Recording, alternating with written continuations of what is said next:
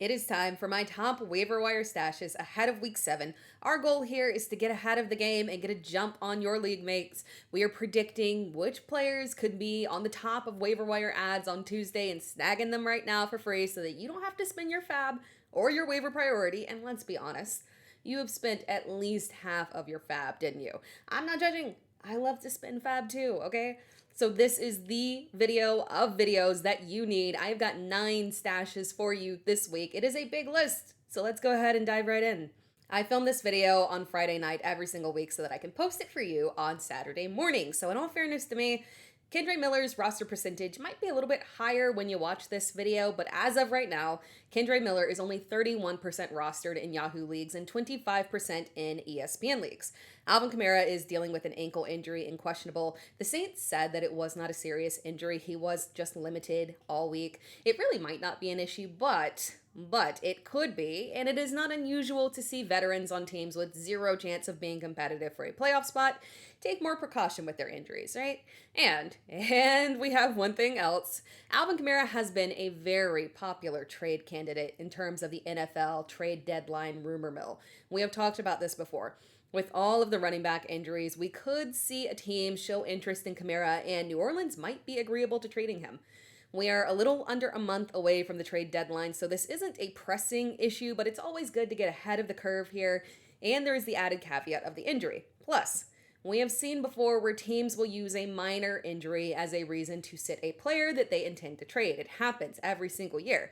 Sometimes it's a player's choice like Davante Adams last year, and then sometimes it's the team doing it like Kenny Pickett this year. Either way, Miller is a top stash candidate, and if you're worried about the offense being awful, Miller hasn't actually caught that many passes, but he was regarded in his draft class as one of the more well-rounded backs. He is a very capable receiver, so the offense being bad really isn't that big of an issue as long as he is the RB1. Jaydon Blue is a very interesting stash candidate. Now, let me be clear. I am team Javonte Williams. I have been team Javonte Williams since the offseason.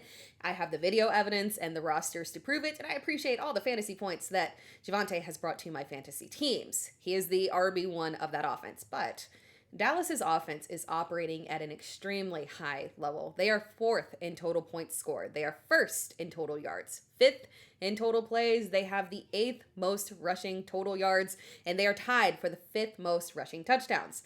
Javonte's workload has been high all season, and that's not going to change. But Miles Sanders was getting pretty good involvement when he was healthy, and now he's been put on season-ending IR. He had 2 games in weeks 2 and 3 where he had 8 and 9 fantasy points. The Cowboys' offense is strong enough to support an additional standalone role at running back, and Jaydon Blue would be a high-end handcuff as well if anything were to happen to Javonte Williams. Of course, Jalen Coker is going to be in my stash video. You should expect nothing less of me at this point. I'm very partial here to Jalen Coker and his potential in the Carolina offense. Tetairoa McMillan is the clear wide receiver 1, but wide receiver 2 is wide open here. Xavier Legette had a touchdown last week, but his production has been extremely underwhelming and low.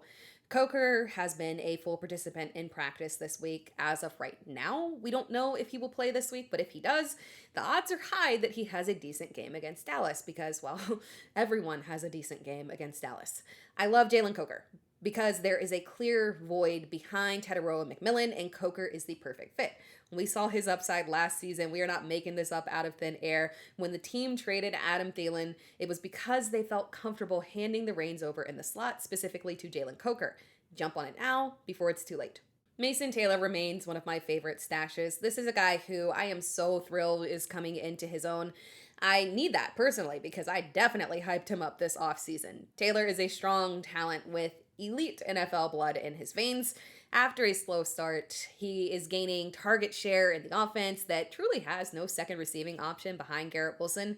He's had 25 targets over the past 3 games. That is very good there. And he's coming off a performance of 9 receptions on 12 targets for 67 yards, and he got a 2-point conversion there. Touchdowns might be a little tough to come by in this offense, but we have seen Justin Fields show favoritism to a tight end in the past with Cole Kmet in Chicago. If Mason and Fields can continue to develop their connection there, magic can happen. Despite the concerns about Fields, the Jets are a fairly balanced offense, and they do produce points since they are often playing from behind. Taylor has potential here. I've gotten a ton of questions around Kendrick Bourne this week. Now, first of all, Jauan Jennings has not been cleared to play officially as of this video. He is questionable. Now, he could very well play, right? Because he has been essentially banged up all season. He did play through his injuries in week 4. He did get in limited practices this week. That's usually a good sign here. But you should note that he was not particularly effective playing through those injuries. But the question here that everyone has is whether Bourne can be effective if Jauan Jennings is active. We know Ricky Pearsall is doubtful. All it takes is one of those two for Bourne to be a streaming option this week. Now, why do I believe that? It is because the 49ers are pushing aggressive pass volume this season. Gone are the days of a great defense and offensive efficiency. Nope. They lead the league in pass attempts. Yes, over Dallas. Mac Jones threw the ball, ironically, 49 times last week, and this week they face a Tampa Bay offense that will attempt to demoralize the 49ers defense that just isn't the same without Nick Bosa. Kendrick Bourne and Mac Jones have built such an excellent rapport. It has been there in past years when they were in New England. So yes, Bourne is an option this week, even with Jauan Jennings potentially playing. And Pearsall didn't practice all week, and neither did Brock Purdy. This might be a multi-week issue here with Pearsall. So Bourne does have potential here and even potentially next week. Troy Franklin is less of a stash him before he goes off this week and more of a this is a guy that you just want on your roster. The Broncos are intentional about getting varied usage out of their receivers, so you'll see Marvin Mims pop up with good games, but at this point, it is very clear that Troy Franklin is the wide receiver 2 for the Broncos. Between Franklin, Marvin Mims, and Pat Bryant, Franklin's consistently had the second highest snap count and targets behind Courtland Sutton. Sutton has 37 targets on the air, Franklin has 32. I've talked about this before. Bo Nix started off the season very rough. Ironic because he actually did the same thing last year. But he's had 2 of his highest passing yard games over the past 2 weeks, and he is on a clear upswing here. When Bo Nix gets hot, he gets hot. That's the entire reason that I was very pro Courtland Sutton this draft season. If Nix catches fire in the back half of the season like he did last year, you want pieces of this offense. Franklin has showcased both an excellent ceiling that we saw in week 2 where he had 8 receptions on 9 targets for 89 yards and a touchdown, and he has shown a pretty solid floor, getting 8 to 9 fantasy points in 3 of these other games with only 1 poor performance this year. He is an excellent bench stash, and you'll turn to him for streaming when bye weeks hit. We have talked a ton about Harold Fannin Jr. this season. Now let's be clear, David Njoku is the tight end 1, and that is not changing. That is not changing barring a trade or an injury. But let's talk through 2 key things that I have discussed in the past here. Point number 1. The Browns have been one of the most, if not the most consistent teams in terms of high target shares to the tight end position for the years under Kevin Stefanski. This season, they have the 2nd highest target share to tight ends of any team. Now, point number 2. They are tied for 5th most total plays run with Dallas.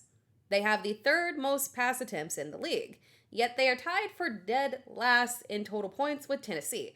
If that sounds illogical, that's because it is. It is extremely illogical and odd.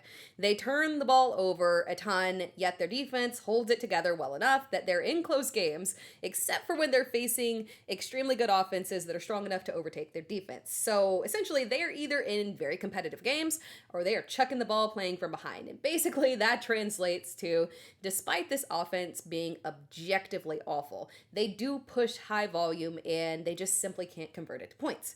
But this means that if Dillon Gabriel can be just mildly competent, there is opportunity here. And given Dillon Gabriel's skill set and Kevin Stefanski's tendency, the tight ends will be such a focal point this season that Fannin Jr. can legitimately be a play every single week, despite not actually being the tight end 1 of the team. We saw this in week 5 in Dillon Gabriel's first start, and if it repeats this week in week 6, we know it's for real. Tyjae Spears made his season debut in week 5, and it was just underwhelming. Just 25% of snaps, 4 carries, 14 yards, no receptions, no targets. But we're not stashing him for that first game's production. We are stashing him for what we saw last year, where Spears was the 1B to Tony Pollard and had real standalone value and occasionally outproduced him. And the only difference between 2024 and now is that Cam Ward is the quarterback. Same offense, same regime, same Tony Pollard, same Tyjae Spears. We might just be getting a slow ramp up here for Spears, and we could easily see more production in upcoming games. If you have the ability to stash him, it's not a bad move. Tre Harris is a very interesting stash this week, specifically for deeper leagues here. Quentin Johnston has been dealing with a hamstring injury. We will get clarification here real quick, and Johnston has been limited at practice, which does kind of indicate that the injury might not be that bad. Typically with hamstring injuries, they know pretty quickly if it is a major issue, and you will see guys as DNPs rather than just being limited. But if the injury is an issue or perhaps even worsens as he's getting ready for the game or even during the game, looking at one of the rookie receivers as a stash is an option. Now, neither has been involved, and I mean like not involved at all, literally. Keandre Lambert-Smith does profile as the more direct replacement for Johnston, but Tre Harris is the one that has been getting more snaps, and he does have the higher draft capital. The Chargers offense has supported 3 receivers. They will likely continue to push volume through the air, with the run game being a question mark here. So just keep your eye on this one in case the hamstring does take a turn for the worse. Thank you so much for tuning in. If you enjoyed this video, be sure to like the video and subscribe to my channel. And you can also find me across all social media platforms at It's Tara Time. So make sure that you are tuned in, because I will be bringing you more fantasy football content all season long. Every week I've got you covered. Top waiver wire ads, live shows, live Q&A where you can ask me any question you want, and so much more.